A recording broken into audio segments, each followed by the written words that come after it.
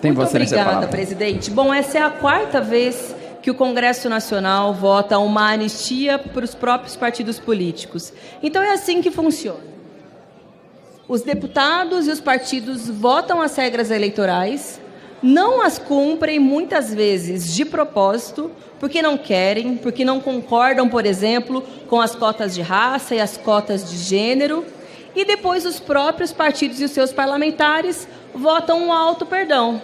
Dessa forma, me parece muito simples, né, Fernando? Ou seja, o Congresso votou uma lei e depois ele disse que ele não precisava cumprir a lei e ele simplesmente diz que ele está perdoado. Ou mesmo quando é uma resolução do TSE, afinal de contas, um tribunal que tem legitimidade para fazer as regulamentações que não foram votadas pelo Congresso Nacional.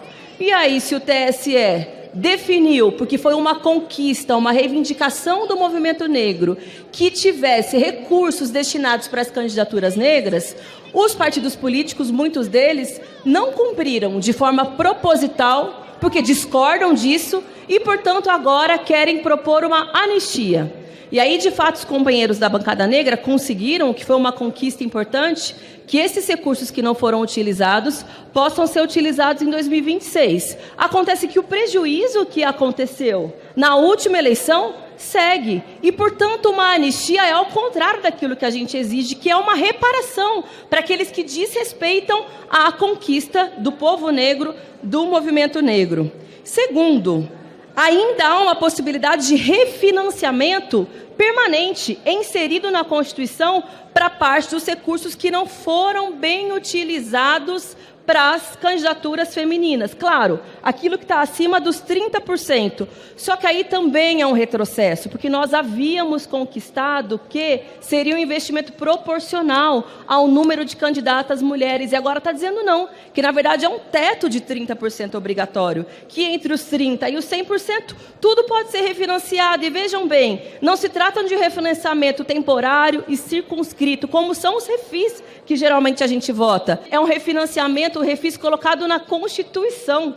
É permanente, é uma autorização da Carta Magna. Isso gera o quê? Um salvo-conduto, uma autorização e uma acomodação de que os partidos políticos nunca vão cumprir as regras. Sejam as regras de gênero, sejam as regras de raça, ou mesmo as regras que dizem respeito a tributos e a outras formas de despesa, porque esse projeto também fala sobre isso. É sobre a utilização de recursos em geral. E aqui destacando, gente, são recursos públicos e cada vez mais os fundos partidários, os fundos eleitorais, têm se tornado cada vez mais bilionários. Então, é uma cifra gigantesca que deveria ser cada vez mais utilizada com responsabilidade e com transparência. E aqui, na verdade, é um movimento contrário que está se propondo.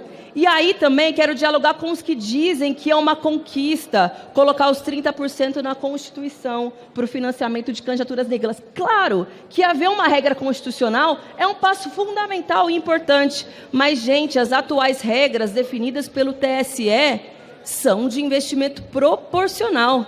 Então, se por um lado está colocando na Constituição, por outro está colocando que as regras para a próxima vão ser inferiores àquelas regras atuais.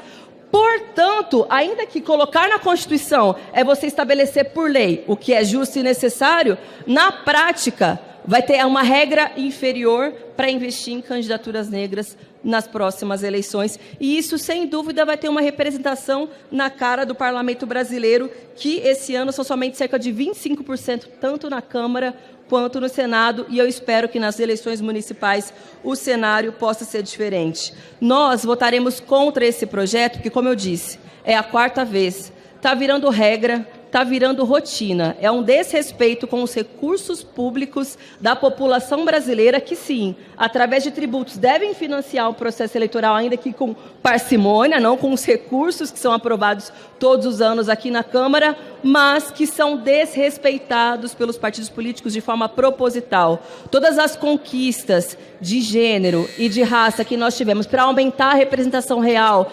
democrática, de inclusão da sociedade brasileira, está sofrendo um retrocesso. E aqui eu quero fazer um destaque também na regra constitucional que está expresso no artigo 2º, porque diz que vai ficar circunscrições que melhor atendam aos interesses e estratégias partidárias. Não é para isso que serve cotas, não é para isso que são os 20%. É para ter política afirmativa e não ao bel prazer de um dirigente partidário que não se importa com isso. Obrigada, presidente.